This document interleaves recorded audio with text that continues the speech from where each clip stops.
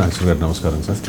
ఖర్గే చాలా ధీమాగా చెప్తూ ఉన్నారు సార్, ఈసారి ఉత్తర భారతదేశంలో ఎక్కువ సీట్లు సాధించబోతున్నాము అని చెప్పి. కాంగ్రెస్ ధీమాకు కారణం ఏంటంటారు?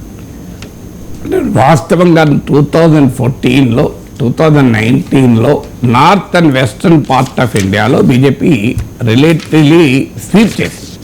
మీకు నేను గతంలో కూడా చెప్పాను, యూపీ నార్త్లో నాకు గుర్తున్నంత వరకు సబ్జెక్ట్ కరెక్షన్ 2014లో హిందీ స్టేట్స్లో 47% ఓటింగ్ వచ్చింది. అది కాస్త 2019లో 54% పెరిగింది. అలాగే మీకు వెస్టర్న్ పార్ట్ ఆఫ్ ఇండియాలో అంటే గుజరాత్ ఈ స్టేట్స్లో 2014లో 52% ఓటింగ్ వచ్చింది. 2019కి వచ్చేవరకు అది 55% పెరిగింది. 224 సీట్స్లో బీజేపీకి 50% ఓట్లు వచ్చాయి. So it's a massive voting 2019 elections. So అందువల్ల నార్త్ ఇండియాలో చాలా క్లియర్గా భారతీయ జనతా పార్టీ తిరుగులేని ఆధిపత్యాన్ని కలిగి ఉంది. 2014లోనే అది 2019కి వచ్చే వరకు ఇంకా పెంచుకోగలిగింది.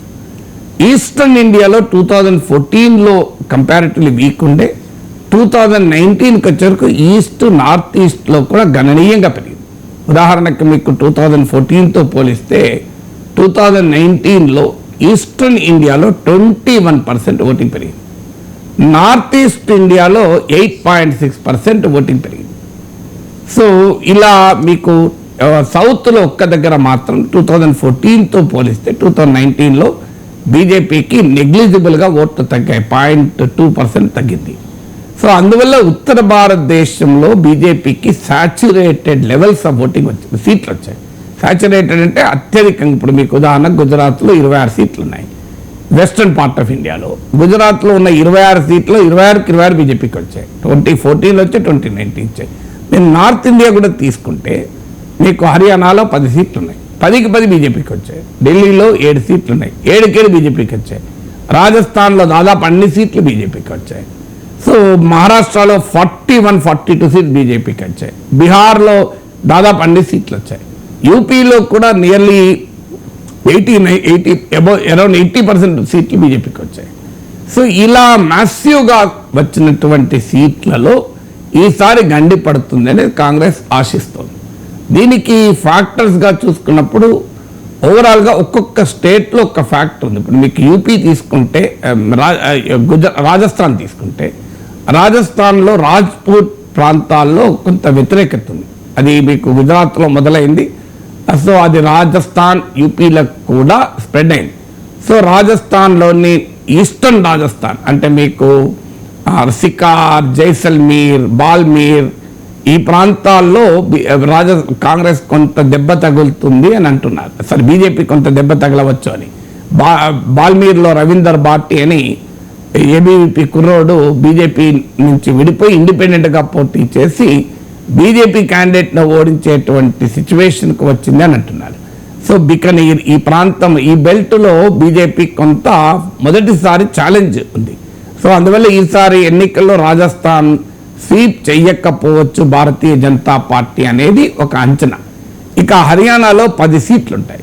హర్యానాలో జరుగుతున్న పరిణామం అంటే గతంలో బీజేపీ మొదటి నుంచి కూడా నాన్ జాట్ సోషల్ కన్సాలిడేషన్తో గెలుస్తూ ఉంటుంది. అంటే ఇండియన్ నేషనల్ లోక్దల్ అనే పార్టీ ఇప్పుడు అది చీలిపోయి జననాయక జనతా పార్టీగా మారింది. సో వీళ్ళు Jat based political party. So Jat ఏతర ఓటర్లు బీసీలు వీళ్ళందరినీ యునైట్ చేసి బీజేపీ అక్కడ 2014లో 7 సీట్లు గెలుచుకుంది, 2019లో 10 సీట్లు గెలుచుకుంది. అసెంబ్లీ ఎన్నికల్లో కూడా కాస్త బాగా ఓటింగ్ తగ్గినా కూడా జేజేపీతో కలిసి అధికారంలో ఉంది. అందుకే మనోహర్ లాల్ ఖట్టర్ పంజాబీ ఖత్రీ కమ్యూనిటీకి చెందిన అతను బీసీ, ఆయన సీఎం చేశారు. ఇటీవల మార్చి నాయబ్ సింగ్ సైని ఇతను కూడా బీసీ నాయకుడు సీఎం చేశారు. సో ఈ పరిణామాలు ఇప్పుడు జాట్ వ్యతిరేక జాట్ ఏతర ఓటమో కన్సాలిడేట్ అయి బీజేపీకి లాభం అవుతూ వచ్చింది. జాట్ ఓటమో వివిధ పార్టీల మధ్య చీలిపోతూ వచ్చింది. దేవిలాల్ వారసుల్లో దుష్యంత్ చౌతాలా, అభయ్ చౌతాలా ఇలా కాంగ్రెస్ పార్టీ కొన్ని జాట్ ఓటమో చీలిపోతూ వచ్చింది. ఈసారి జాట్స్ కాంగ్రెస్ వెనకాల ర్యాలీ కావచ్చు, జననాయక జనతా పార్టీ బీజేపీతో కలవడం పైన వ్యవసాయ చట్టాలపైన వ్యతిరేకత, వీటి వల్ల జాట్ ఓటర్లలో వ్యతిరేకత ఉంది అనేటువంటి అభిప్రాయం వ్యక్తమవుతుంది. అందుకే హర్యానాలో ఒక సిట్టింగ్ ఎంపీ, బీజేపీ ఎంపీ కూడా కాంగ్రెస్లో చేరాడు. సో మనోహర్ లాల్ ఖట్టర్ ప్రభుత్వం పట్ల తీవ్రమైన వ్యతిరేకత కూడా ఉంది. ఆ వ్యతిరేకత వల్లనే ఇటీవల బీజేపీ అక్కడ ప్రభుత్వాన్ని మార్చి నాయబ్ సింగ్ సైనీని ముఖ్యమంత్రిగా చేశారు. కానీ ఆ వ్యతిరేకత ఇంకా పోలేదు. అందువల్ల హర్యానాలో 10కి 10 బీజేపీ గెలుచుకుని ఉంది. ఈసారి కాంగ్రెస్కు కనీసం కొన్ని సీట్లైనా వస్తాయని అంచనా. ఇక ఢిల్లీలో లాస్ట్ ఎలక్షన్స్లో 7కు 7 బీజేపీ గెలుచుకుంది. ఢిల్లీ ప్రజలు మొదటి నుంచి కూడా రాష్ట్ర ప్రభుత్వానికి ఆమ్ ఆద్మీ పార్టీ, కేంద్ర ప్రభుత్వానికి వచ్చే వరకు మోడీకి ఓటు వేస్తూ వచ్చారు. కానీ కేజ్రీవాల్ అరెస్టుతో ఒక కొత్త డైమెన్షన్ ఢిల్లీ ప్రజల ముందుకు వచ్చింది. సో తాము అభిమానించే ముఖ్యమంత్రి జైల్లో ఉండాలా, బయట ఉండాలా అని. సో అప్పటిదాకా మోడీ ప్రధాని ఉండాలా లేదా అన్నప్పుడల్లా మోడీ ప్రధాని ఉండాలి అని ఢిల్లీ ప్రజలు తీర్పు చెప్తూ వచ్చారు. సీఎం ఎవరు ఉండాలి అన్నప్పుడల్లా కేజ్రీవాల్ సీఎం ఉండాలని తీర్పు చెప్తూ వచ్చారు. కానీ ఇప్పుడు జరుగుతున్నటువంటి పరిణామం ఏంటి అంటే, ఢిల్లీ ప్రజలు మొదటిసారిగా పార్లమెంట్ ఎన్నికల్లో కూడా మీకు ఆ వైపు కొంతైనా మారుతారనే ఒక చర్చ జరుగుతుంది. ఎంత జరుగుతుందో చెప్పలేము. కాంగ్రెస్ పార్టీ కలిసి కూడా పోటీ చేస్తోంది కనుక ఆమ్ ఆద్మీ పార్టీ కాంగ్రెస్ల కలయిక వల్ల మీకు జరుగుతున్నటువంటి పరిణామం ఏంటి అంటే, బీజేపీకి ఎన్నడూ లేనంత ఒక టఫ్ ఛాలెంజ్ అనేది బీజేపీకి ఎదురైంది. సో ఢిల్లీ, హర్యానా, మీకు యూపీ ఉంది. యూపీలో వాస్తవంగా బీజేపీ అప్పర్ హ్యాండ్ ఉంటుంది కూడా. సో కానీ అక్కడ ఒక 10 యోగేంద్ర యాదవ్ లాంటి వాళ్ళు అయితే 15 సీట్లు తగ్గుతాయంటున్నారు. కొన్నైనా తగ్గవచ్చు. ఎందుకంటే అక్కడ సమాజ్వాదీ పార్టీ, కాంగ్రెస్ ఒక కూటమిగా ఉంది, బీఎస్పీ సెపరేట్గా పోటీ చేస్తోంది, ఎంఐఎం నాయకత్వంలో చిన్న చిన్న కుల పార్టీలతో ఒక కూటమి ఉంది, ఆర్ఎల్డి వాస్తవంగా కాంగ్రెస్ ఎస్పీతో ఉంటే ఇంకా పెద్ద ఛాలెంజ్ ఉండేది. తెలివిగా ఆర్ఎల్డీని బీజేపీ తన వైపు తిప్పుకుంది. కానీ అక్కడ ఆర్ఎల్డి ఎన్డీఏలో చేరిన జాట్స్ ఓటు పూర్తిగా బీజేపీకి షిఫ్ట్ అవుతుందా అనేది ఒక క్వశ్చన్.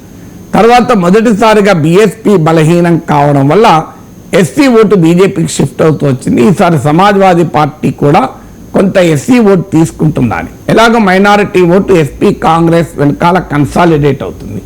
సో యోగి ప్రభుత్వం లా అండ్ ఆర్డర్ ఇలాంటి విషయాలపైన, సంక్షేమ పథకాలపైన కొంత సానుకూలత ఉన్నమాట నిజం.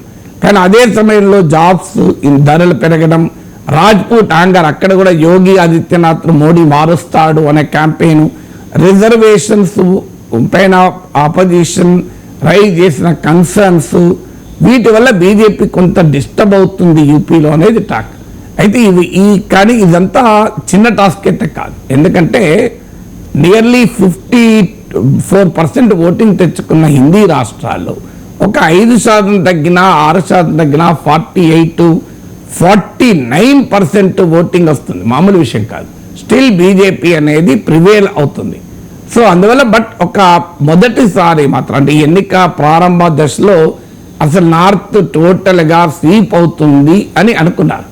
కానీ మొదటిసారి ఒక పెద్ద ఛాలెంజ్ బీజేపీకి ఎదురవుతుంది ఈ ప్రాంతంలో.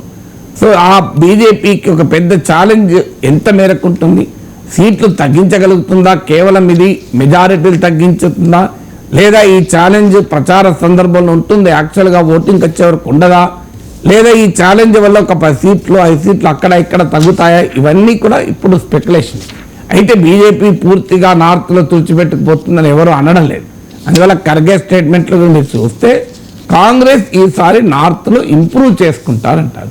So what is the level of improvement is something to question. Still BJP ప్రిడామినెంట్గా ఉంటుంది, బీజేపీ ప్రివేల్ అవుతుంది.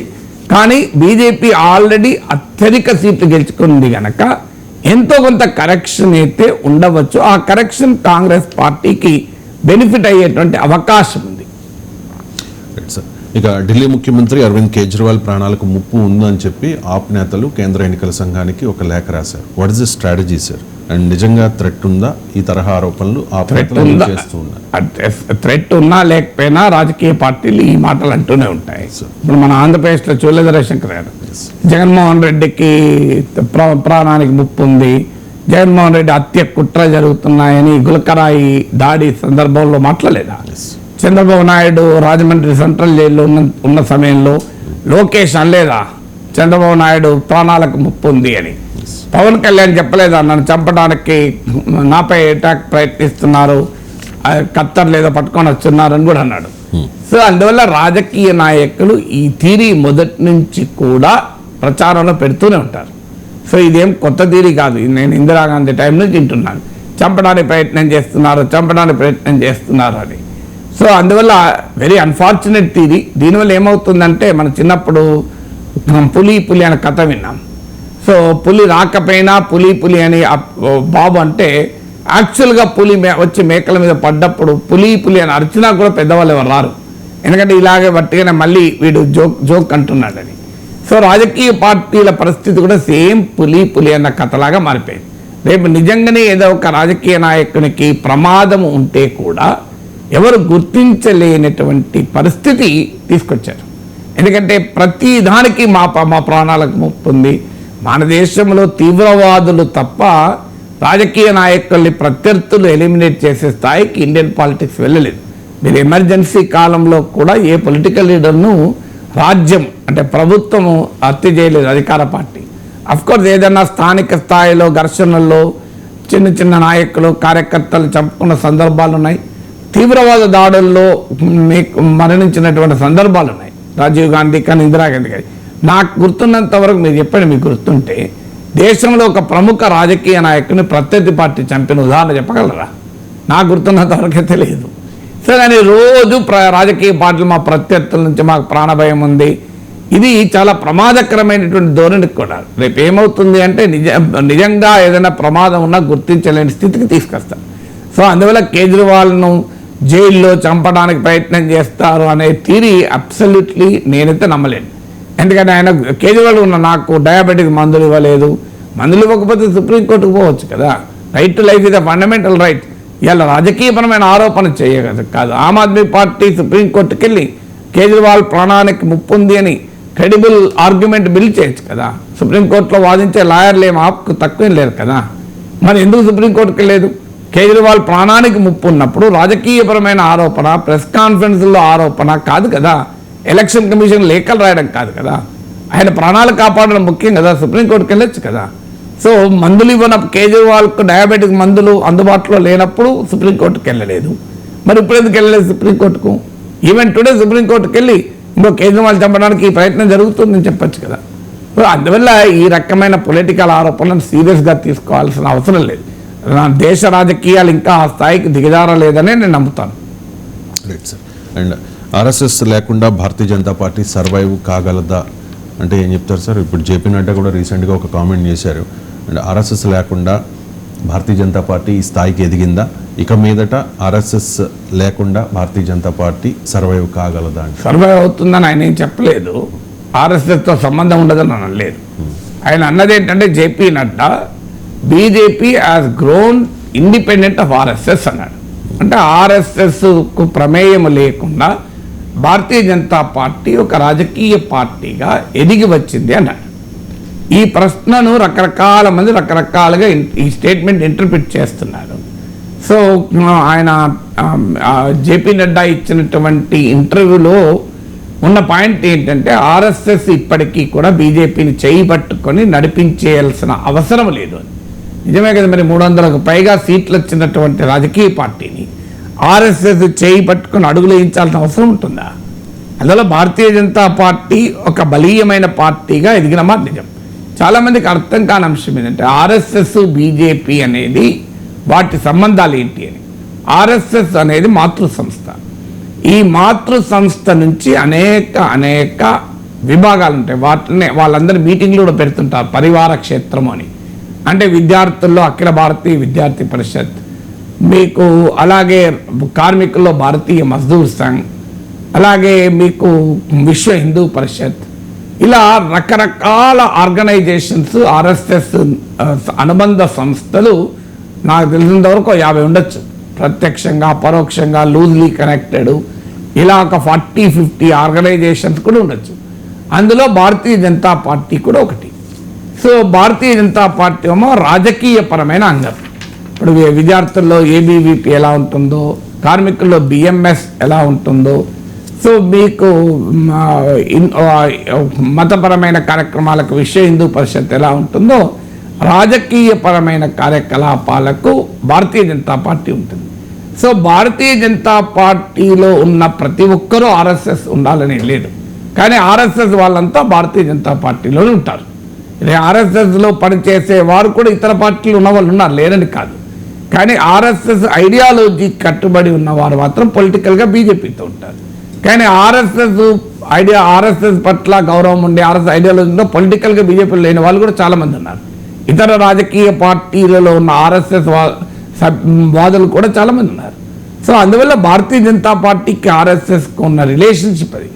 RSS is an ideological force behind BJP. ఆర్గనైజేషనల్గా కూడా తీసుకున్నా కూడా ఆర్ఎస్ఎస్ ప్రతినిధులు బీజేపీలో అన్ని స్థాయిల్లో ఆర్గనైజింగ్ సెక్రటరీగా ఉంటారు, సంఘటన కార్యదర్శి అంటారు. వీరు మీకు అంతటా ఉంటారు. మీకు ఇప్పుడు జాతీయ స్థాయిలో బిఎల్ సంతోష్ సంఘటన కార్యదర్శి.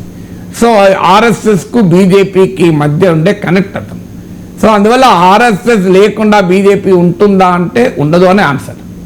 కానీ ఆపరేషనల్గా చూసినప్పుడు బీజేపీలో మోడీ అమిత్ షాలు వచ్చాక వారు ఆర్ఎస్ఎస్ నాయకులని కూడా పట్టించుకోకుండా సొంతగా నిర్ణయాలు తీసుకునే స్థాయికి వచ్చింది అనేటువంటి భావన ఉన్నమాట నిజం. కానీ కంప్లీట్గా ఆర్ఎస్ఎస్తో లింక్ తెగిపోయి ఆర్ఎస్ఎస్ ఐడియాలజీ కాక బీజేపీకి ఇంకో వేరే ఐడియాలజీ ఉంటుందా? అందువల్ల ఆ సైద్ధాంతిక బంధమేమో చెక్కు చెదరలేదు. వాస్తవంగా ఆర్ఎస్ఎస్ యొక్క ఐడియాలజికల్ ఎజెండానే మోడీ అమలు చేస్తున్నాడు కూడా. ఇవాళ Ram Mandir RSS agenda, article 370 Shyama Prasad Mukherjee కాలం నుంచి RSS agenda, uniform civil code RSS agenda. BJP ప్రభుత్వాలే కదా దేశవ్యాప్తంగా యూనిఫామ్ సివిల్ కోడ్ అమలు చేస్తున్నాయి. Triple talaq RSS agenda. So ఇవన్నీ కూడా ఆర్ఎస్ఎస్ ఎజెండాని. ఇవాళ బీజేపీ అమలు చేసేటువంటి మోడీ ప్రభుత్వంలో చాలా సమర్థవంతంగా అమలైనటువంటి సైద్ధాంతిక పరమైన అంశాలన్నీ RSS agenda. Citizenship amendment act RSS agenda. So ఎక్కడ తేడా వచ్చింది ఆర్ఎస్ఎస్కి బీజేపీకి? ఆర్ఎస్ఎస్ ఎజెండాను గతంలో ఏ ప్రధానమంత్రి అమలు చేయనంతగా భారతీయ జనతా పార్టీ ప్రస్తుత ప్రభుత్వం మోడీ ప్రభుత్వం అమలు చేస్తుంది. అయితే ఆపరేషనల్గా వచ్చినప్పుడు ప్రతిసారి వచ్చి మోడీ ఆర్ఎస్ఎస్ నాయకుల దగ్గరికి వచ్చి వారి ఆదేశాలు తీసుకోవడము, ఆర్ఎస్ఎస్ నాయకులతో సమావేశం కావడము, ఆర్ఎస్ఎస్ నాయకులు చెప్పినదే చేయడము అనేది ఆపరేషనల్గా జరగకపోవచ్చు. ఎందుకంటే మోడీ పేరుతో ఓట్లు వచ్చేటువంటి దశకు బీజేపీ చేరుకుంది కనుక ఆటోమేటిక్గా కొంత అటానమస్గా మోడీ అమిత్ షా వ్యవహరించే అవకాశం ఉంది. ఆర్ఎస్ఎస్కు నచ్చని రాజకీయ విధానాలు వైఖరులు కూడా బీజేపీ నాయకత్వం తీసుకోవచ్చు. ఇప్పుడు ఆంధ్రప్రదేశ్లో కూటమిలో చేరడం ఆర్ఎస్ఎస్లో చాలామందికి నచ్చలేదు అని అంటారు. సో కానీ కూటమిలో బీజేపీ ఉండాలని నిర్ణయం తీసుకుంది. ఆర్ఎస్ఎస్ ఫోర్స్ చేస్తే నిర్ణయం తీసుకుంటుందా? ఆర్ఎస్ఎస్ అల్టిమేటం ఇస్తే తీసుకోకపోవచ్చు. కానీ ప్రతి అంశంలో ఆర్ఎస్ఎస్ అల్టిమేటం ఇవ్వకపోవచ్చు. ఆర్ఎస్ఎస్ తన ఫీడ్బ్యాక్ ఇచ్చి తన అడ్వైజ్ ఇచ్చి బీజేపీకి వదిలేయచ్చు. మీ ఇష్టం, మరి మా అభిప్రాయం ఇది అంటే భారతీయ జనతా పార్టీ నిర్ణయం తీసుకొని పనిచేయవచ్చు. అందువల్ల బీజేపీ యొక్క డే టు డే అఫైర్స్, దైనందిన కార్యకలాపాలు, నిర్ణయాలు, వ్యూహాలు, పొత్తులు, ఎన్నికలలో అభ్యర్థులు ఇవన్నీ కూడా ఆర్ఎస్ఎస్ కూర్చొని ప్రతి మెటిక్యులస్గా ఆర్ఎస్ఎస్ నిర్ణయిస్తుందని అనుకోను. బట్ ఓవరాల్గా ఆర్ఎస్ఎస్ సైద్ధాంతిక స్ఫూర్తితో బీజేపీ పనిచేయాలి. ఆర్ఎస్ఎస్ ఐడియాలజికల్ ఎజెండాను బీజేపీ అమలు చేయాలి. ఆపరేషనల్గా వచ్చినప్పుడు కొంత బీజేపీ నాయకులు ఇండిపెండెంట్గా వ్యవహరించవచ్చు, కొన్ని విషయాలపైన కూడా ఇండిపెండెంట్గా వ్యవహరించవచ్చు. కానీ ఆర్ఎస్ఎస్ ఇంకో పలానా అభ్యర్థికి ఎట్టి పరిస్థితుల్లో టికెట్ ఇవ్వకూడదు అని అల్టిమేటం ఇస్తే మోడీ కూడా టికెట్ ఇస్తారని నేను అనుకోను. బట్ ఆర్ఎస్ఎస్ అడ్వైజ్ ఇచ్చింది ఇంకో పలానా అభ్యర్థులు సరైన వాళ్ళకి కారణం ఆ ఫీడ్బ్యాక్ అన్నారనుకోండి, లేదు మా అంచనా ఆయన మంచి అభ్యర్థిని పెట్టవచ్చు కూడా బీజేపీ. సో అందువల్ల ఆర్ఎస్ఎస్కు బీజేపీకి మధ్య ఉండే రిలేషన్ యొక్క యునీక్నెస్ అది తెలియక చాలామంది ఆర్ఎస్ఎస్ సంబంధం లేకుండా బీజేపీ మోడీ పనిచేస్తున్నాడు, ఆర్ఎస్ఎస్ నాయకత్వంతో ఇండిపెండెంట్గా మోడీ నిర్ణయాలు తీసుకోవచ్చు. కానీ ఆర్ఎస్ఎస్ ఎజెండా అమలు ఎందుకు చేస్తా? లేకపోతే మోడీ ఆర్ఎస్ఎస్ ఎజెండా అమలు చేయాలని అవసరం లేదు కదా, సొంత ఎజెండా అమలు చేస్తాడా? సో అందువల్ల ఆ ఐడియాలజికల్ కనెక్ట్ ఎప్పుడు ఉంటుంది. ఆ నడ్డా స్టేట్మెంట్లో మీనింగ్ ఏంటంటే ప్రతి దానికి ఆర్ఎస్ఎస్ పైనే ఆధారపడాల్సిన అవసరం లేకుండా బీజేపీ తనంతట తానుగా ఎదిగింది. ఒక తండ్రి కొడుకులాగా. ఒక కొడుకు మొదట్లో తండ్రి చేపట్టి నడిపిస్తాడు, సో స్కూల్కి తీసుకెళ్తాడు, కాలేజీకి పోయేటప్పుడు అప్లికేషన్ ఫిల్ చేసి ఇస్తాడు. ఒక దశ వచ్చినాక తండ్రి పట్టించుకోడు. అంటే అర్థం తండ్రి కొడుకు విడిపోయినట్టు కాదు. సో కొడుకే సొంతగా అప్లై చేసుకుంటుంటాడు. సో నా కొడుకుని స్కూల్లో అడ్మిషన్ చేసినప్పుడు నేను ఫామ్ నింపాను, నా గుర్తు. నా కొడుకు ఎంఎస్ చదవడానికి వెళ్ళినప్పుడు నేను ఫామ్ నింపలే. వాడు జిఆర్ఈ ఎగ్జామ్ రాష్ట్రానికి వెళ్ళినప్పుడు నేను ఫామ్ నింపలే. వాడే నింపుకున్నాడు కదా. వాడు ఉద్యోగాలకు అప్లై చేసేటప్పుడు నేనేమి ఏ ఉద్యోగానికి అప్లై చేస్తున్నారా, మరి ఈ జాబ్ మంచిదేనా అని కూర్చొని చేయలే కదా. అంటే అర్థం నా కొడుకు సంబంధం లేదని కాదు. నా కొడుకు అడ్వైజ్ అడిగినప్పుడు అడ్వైజ్ ఇస్తే అడ్వైజ్ చెబుతాడు, ఇండిపెండెంట్గా పనిచేసుకుంటాడు. సో ఆర్ఎస్ఎస్కు బీజేపీకి కూడా అలాంటి సంబంధమే. RSS is a parental organisation for BJP. ప్రతిదానికి పేరెంట్ పైన బీజేపీ ఆధారపడకపోవచ్చు, తన సొంతగా తన పని తను చేసుకుంటూ పోవచ్చు కదా. Right sir. ఎన్నికలు అయిపోయిన తర్వాత నారా చంద్రబాబు నాయుడు అమెరికా పర్యటనకు వెళ్లారు, జగన్మోహన్ రెడ్డి లండన్ పర్యటనకు వెళ్లారు. ఇద్దరు కూడా బెయిల్ మీద ఉన్న నాయకులే. కానీ ఒకరి మీద ఒకరు ఆరోపణలు చేసుకుంటూ ఉన్నారు సార్. బాబు లోకేష్ పర్యటనలో గోప్యం ఎందుకు, ఆయన దుబాయ్ వెళ్లారు అని చెప్పి రకరకాల ఆరోపణలు వైఎస్ఆర్ కాంగ్రెస్ పార్టీ నాయకులు చేస్తూ ఉంటే, దోచుకున్నది దాచుకోవడానికి జగన్మోహన్ రెడ్డి లండన్ వెళ్ళాడు అనేసి తెలుగుదేశం పార్టీ ఆరోపణలు చేస్తుంది. ఎందుకు సార్ అంటే ఇదంతా సోషల్ మీడియాలో పనికి మాల క్యాంపెయిన్ రెండు పార్టీలు. ఇప్పుడు ఉదాహరణకు మీరు అన్న దాంట్లో చంద్రబాబు నాయుడు లోకేష్ గోప్యంగా వెళ్ళడం సాధ్యమవుతుందండి? పాస్పోర్ట్ లేకుండా ఎవరైనా బయట దేశాలకు వెళ్ళగలరా? వెళ్ళరు కదా సార్. పాస్పోర్ట్ పైన వీసా లేకుండా వెళ్ళగలరా? ఎట్లా సార్ ఈ మీడియా కూడా ఏ స్థాయికి దిగజారిందంటే గోప్యంగా వెళ్తారు. గోప్యంగా ఎట్లా వెళ్తారండి విదేశాలకు? అంటే ఓపెన్ గా చెప్పలేదు అని చెప్పి ఓపెన్ గా చెప్పడం ఏంటి సార్? అంటే జగన్మోహన్ రెడ్డికి అప్లికేషన్ పెట్టుకోవాలా? ఓపెన్ గా చెప్పడం అంటే వాళ్ళ షెడ్యూల్ ఉంటుంది కదా సార్. వాళ్ళ షెడ్యూల్ ప్రైవేట్ విజిట్ వెళ్తారు. షెడ్యూల్ నేను అమెరికా వెళ్ళండి మీకు చెప్పినా, private visit public official visit ఏమో చెప్తారు, ప్రైవేట్ విజిట్లు ఫ్యామిలీ విజిట్లు చెప్పరు కదండి. చెప్పాల్సిన అవసరం కూడా లేదు కదా, వాళ్ళకు కూడా ప్రైవసీ ఉంటుంది కదా. అది మీకు ఎవరికీ తెలియదు. గోప్యం వేరు, చెప్పడం వేరు, రెండింటి మధ్య తేడా ఉంది. అధికారిక విజిట్ మీద వెళ్ళినప్పుడేమో చాలా క్లియర్గా ఎక్కడికి పోయారో తెలుస్తుంది. సో ప్రైవేట్ విజిట్ మీద పోతారు, ప్రైవేట్ విజిట్ మీద పోయినప్పుడు చెప్పలేదు అనే ప్రశ్న రాదు కదా. సో అందువల్ల చంద్రబాబు నాయుడు లోకేష్ గోప్యంగా వెళ్ళారంటే నాకు అంతకన్నా అరాచకత్వం ఇంకోటి కనబడదు. గోప్యంగా ఎట్లా వెళ్తారండి? పాస్పోర్ట్ వీసా తెలియదా మీకు? ఇమ్మిగ్రేషన్ నెట్ దాటకుండానే వెళ్తాడు ఎయిర్పోర్ట్ల నుంచి. ఎయిర్పోర్ట్లో సీసీటీవీలు ఉండవా? అంతర్జాతీయంగా అలా అయితే గోప్యంగా వెళ్తే జగన్మోహన్ రెడ్డి ప్రభుత్వం ఒక కేసు పెట్టి ఇంటర్పోల్ నోటీస్ ఇచ్చారనుకోండి, ప్రపంచంలో ఎక్కడున్నా పడుకుంటారు కదండి చంద్రబాబు నాయుడు లోకేష్ను. మరి ఎందుకు చేయడం లేదు వైఎస్ఆర్ కాంగ్రెస్? నిజంగా వాళ్ళు నమ్మితే గోప్యంగా వెళ్ళాడు, ఏదైనా తప్పుడు పనులకు వెళ్ళాడంటే ఇంటర్పోల్ నోటీస్ ఇవ్వండి కేసు పెట్టి. ఇంకా ప్రభుత్వం జగన్దే కదండి. సో లాజిక్ లేని విమర్శ కదా. సో సీసీటీవీ కెమెరాలలో ఉండరా అండి? ఇప్పుడు నువ్వు వెళ్తాడు, దుబాయ్ వెళ్తాడు, ఎయిర్పోర్ట్లో కనబడాడు ఎవరికి? సీక్రెట్గా ముసుగేసుకొని వెళ్తాడు చంద్రబాబు నాయుడు లోకేష్. సో అబ్సల్యూట్ ట్రాష్ది నిజంగా. మీడియాలో నేను కొద్ది రోజులుగా చూస్తున్నా, వాస్తవంగా మాట్లాడడానికి కూడా ఇష్టం లేక మాట్లాడాను. అలాగే జగన్మోహన్ రెడ్డి దాచుకోవడానికి వెళ్తున్నాడు. భారతదేశంలో అధికారంలో ఉన్నది ఎవరు? మోడీ కదా. బీజేపీ ఎక్కడుంది? టీడీపీతో ఎన్డీఏలో లేదా? దాచుకోవడానికి దాచుకోవడానికి డబ్బులు పట్టుకొని వెళ్ళగలుగుతారా అండి వాడు ఎయిర్పోర్ట్లో? 500 కోట్లు పట్టుకొని ఎయిర్పోర్ట్లో పోతారా? నాకు అర్థం కాని అంశం. లేదు ఒక 200 కిలోల బంగారం పట్టుకొని వెళ్తాడా జగన్? అసలు ఏమైనా లాజిక్ ఉందా? పోనీ దాచుకోవడానికి వెళ్తే నీకు కేంద్ర నిఘా సంస్థలు ఉండవా? సెంట్రల్ ఎకనామిక్ ఇంటెలిజెన్స్ ఉంటుంది, సెంట్రల్ ఏజెన్సీస్ అని ఉంటాయి కదా. వాళ్ళ మీద కేసులు పెట్టాలి కదా జగన్మోహన్ రెడ్డి పైన. చంద్రబాబు నాయుడు వెళ్ళి మోడీకి రిప్రజెంటేషన్ ఇవ్వాలి కదా.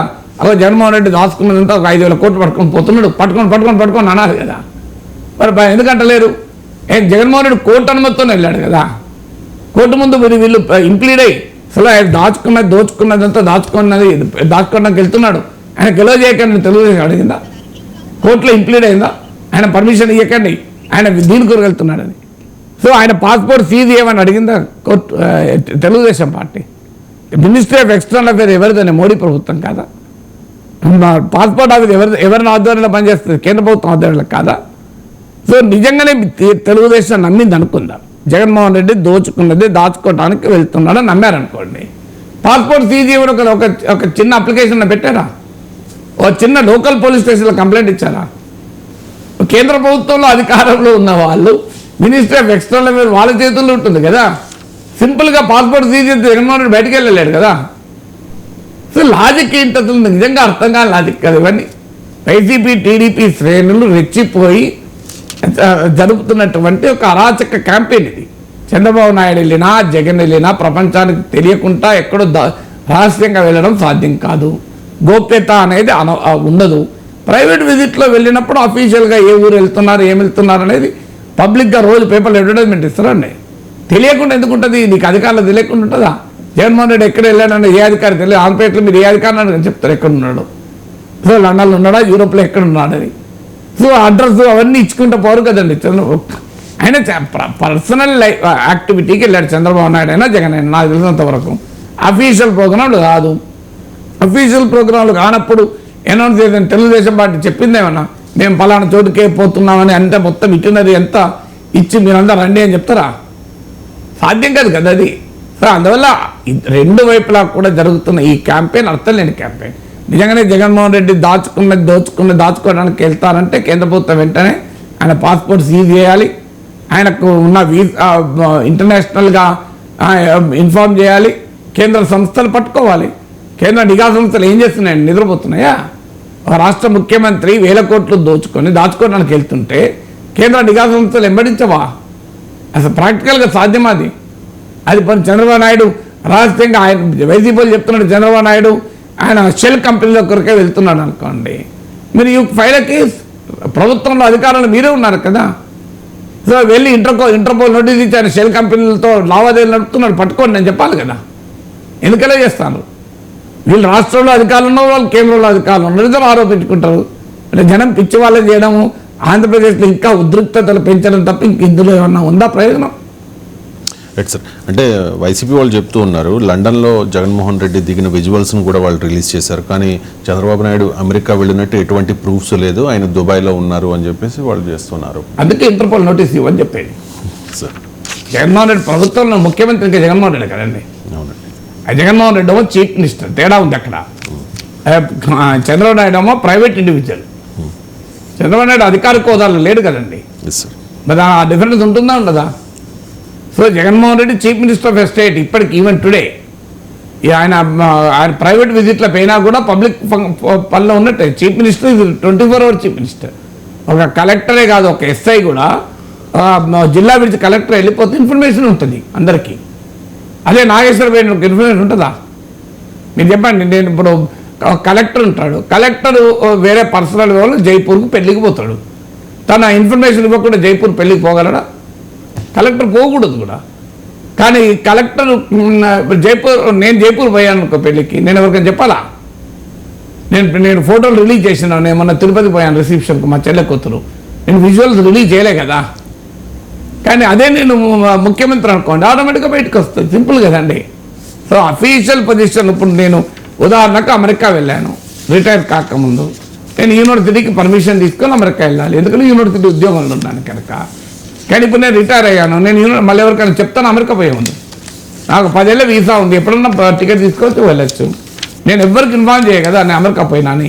ఈయన అమెరికాలో తేలాడు, ఎట్లా తేలాడు అంటే అర్థం. Private individual is different, public function is different. Jaganmohan Reddy is the chief minister, Chandrababu Naidu is the private individual. ఆయన అపోజిషన్ లీడర్ కావచ్చు కానీ ప్రైవేట్ ఇండివిజువల్ కదా.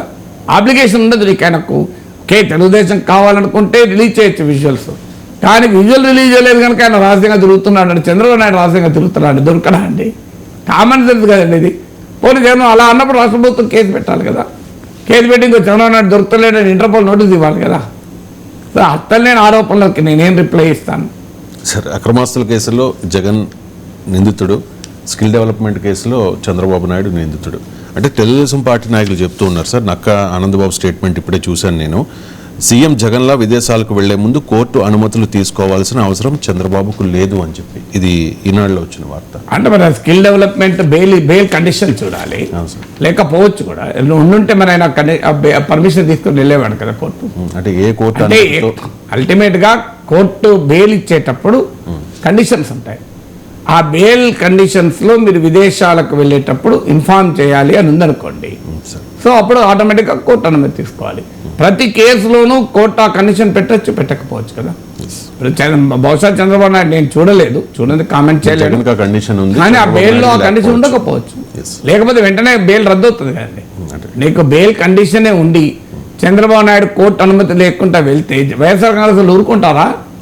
ఇమీడియట్ గా కోర్టు ధిక్కారణ నేరం అవుతుంది, కంటెంప్ట్ ఆఫ్ కోర్టు అవుతుంది, వెంటనే పాస్పోర్ట్ సీజే అరెస్ట్ చేయొచ్చు కదా. సో కోర్టు అనుమతి లేకుండా ఎట్లా వెళ్తారు? అంత అమాయకులు కాదు కదా. ఖచ్చితంగా బహుశా అంటే నా అంచనా, నేను చూడలేదు, బెయిల్లో కండిషన్ ఉండకపోవచ్చు అని. ఉంటే ఎందుకు తీసుకోరు? సింపుల్ కదండి. కోర్టుకు పోతే జగన్మోహన్ రెడ్డి కోర్టు అనుమతి ఇచ్చినప్పుడు చంద్రబాబు నాయుడుకి ఇవ్వదా? అండ్ చంద్రబాబు నాయుడు మీద ఉన్న స్కిల్ డెవలప్మెంట్ కేసు కన్నా జగన్మోహన్ రెడ్డి మీద ఉన్న కేసులు చాలా తీవ్రమైన కేసులు కదా. సో ఇదేమో ఏసీబీ కేసు, అవేమో సిబిఐ ఈడీ కేసులు కూడా కదా.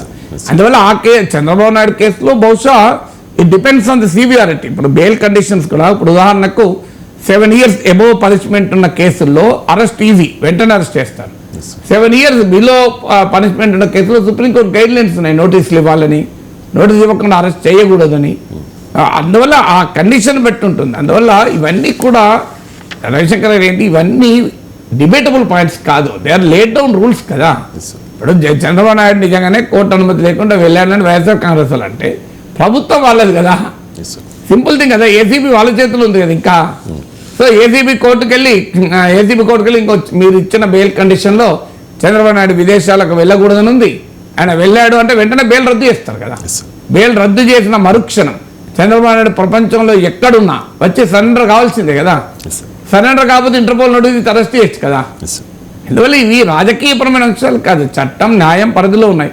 అందువల్ల ఇద్దరు నాయకులు విదేశాలకు వెళ్ళడం పైన అనవసర వివాదం, పొలిటికల్ విమర్శలు చేయొచ్చు. ముఖ్యమంత్రిగా ఉండి ఈ సమయంలో పోవచ్చా, 15 రోజులు పోవచ్చా, 10 రోజులు పోవచ్చా, రాష్ట్రంలో అల్లకల్లోలం ఉంది కదా, దానికో ఆన్సర్ ఉంది. అల్లకల్లోలం ఎలక్షన్ కమిషన్ అధికారులు ఉన్నారు ఇప్పటికీ, ఇంకా ఎలక్షన్ కోడ్ ఉంది, ఎలక్షన్ డీజీపీతో సహా అందరు అధికారులను ఈజీ మార్చిందే కదా.